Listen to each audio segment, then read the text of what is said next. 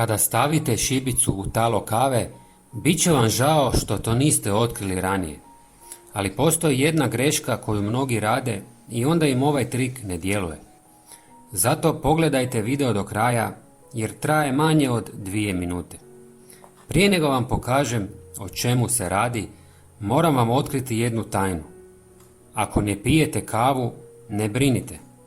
Talog možete besplatno dobiti u gotovo svakom kafiću ili restoranu jer ga svakodnevno bacaju u smeće. Kada ste nabavili talog, stavite ga u keramičku ili staklenu posudu, nikako u plastičnu ili drvenu.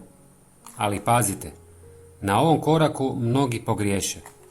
Talog kave mora biti potpuno suh, inače ovaj trik neće djelovati. Postoji još jedan sastojak koji ovaj trik čini još učinkovitiji, a mnogi za njega ne znaju. Dodajte pola žličice cimeta i dobro promiješajte. A sada dolazimo do dijela zbog kojeg ste kliknuli na ovaj video. Zabodite šibicu u sredinu taloga i zapalite ju.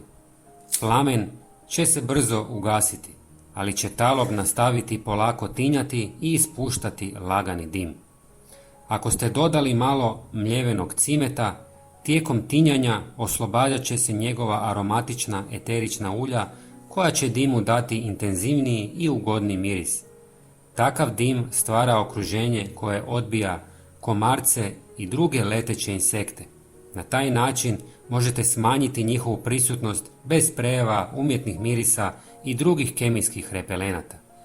Ovo koristite isključivo na otvorenom.